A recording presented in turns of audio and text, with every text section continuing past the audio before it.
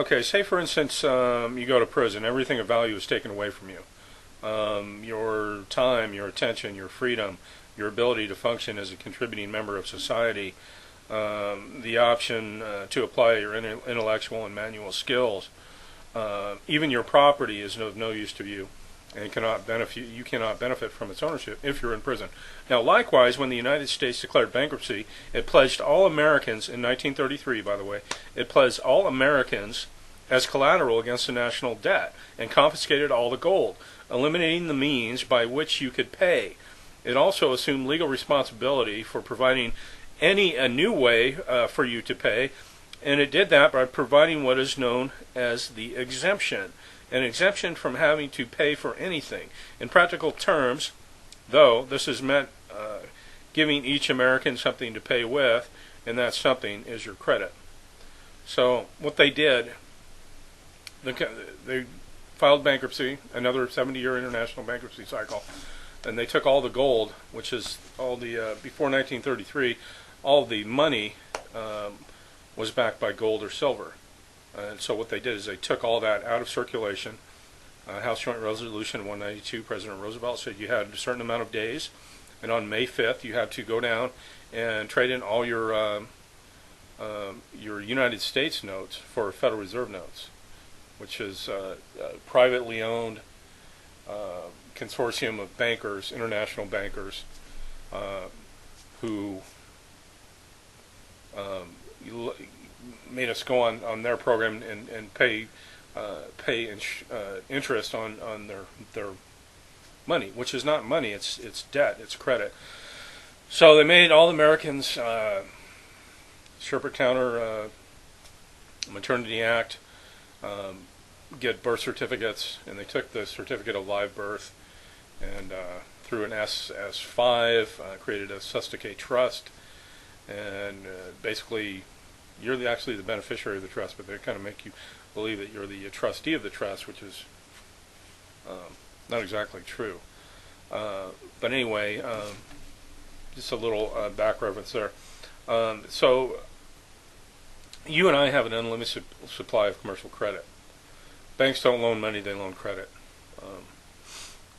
So your value to society, and then and still is calculating using actual tables at your birth. Bonds equal to this average value are created, and I understand it's anywhere from 1 to 2 million right now.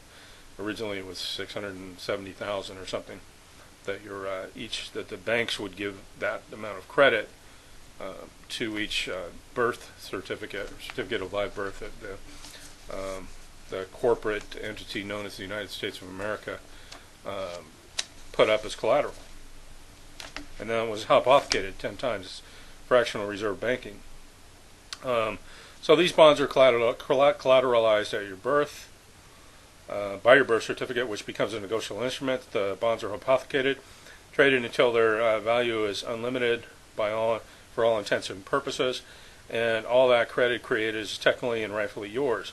In point of fact, you should be able to go into any store in America and buy anything and everything in sight, telling the clerk to charge it to your exemption account, which is identified by the nine-digit number that you will recognize as your Social Security number without the dashes.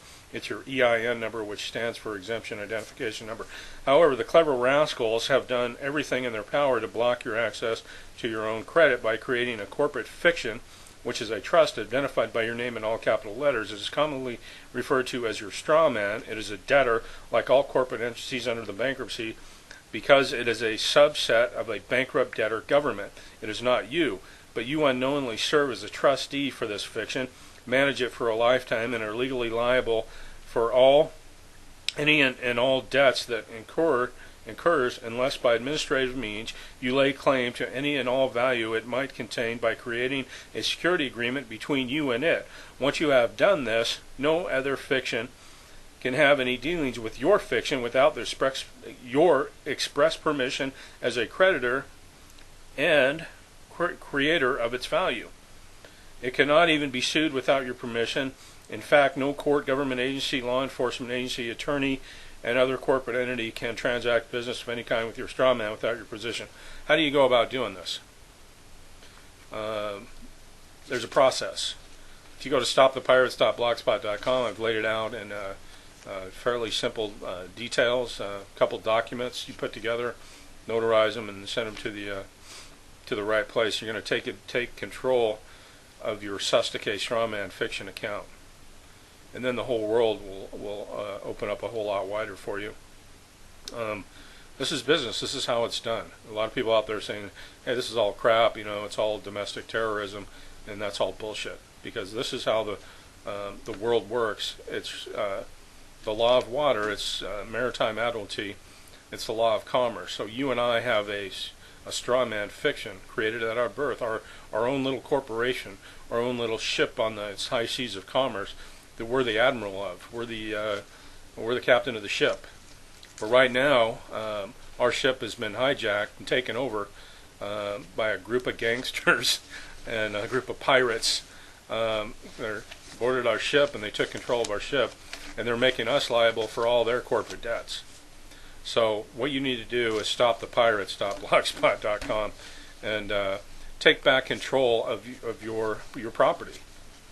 The only reason they took control of it is because they just do that by assumption, because you didn't have any awareness that you even had it. So they figured it's abandoned property and they're just going to take it.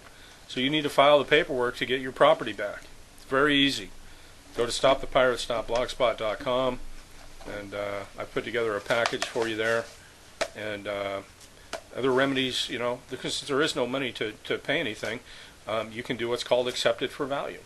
If anybody sends you a bill, it's not to you, it's to the All Capitals name. Check it out. You get a bill from the power company, the phone company, Sears, Roebuck, whoever. The name is always in all capital letters, because it's dead. It's a dead thing. It's a corpse. It's a corporation. It's not you. Look at your check. If you still use checks, you have a bank account. Your name is in all capital letters on your check. Look at the line where you sign it. Turn it upside down. It'll say MP. Get a magnifying glass and look at it. It's micro print. It'll say authorized representative, authorized representative, authorized representative. You're the authorized representative for the Strawman Fiction account. You're actually an employee of the bank. It's your bank, and they use your credit. When you create money, when you sign a check and give it to them, they keep it. You just created that money, and they hypothecate it. There's a process called 1099 OID or 1099A,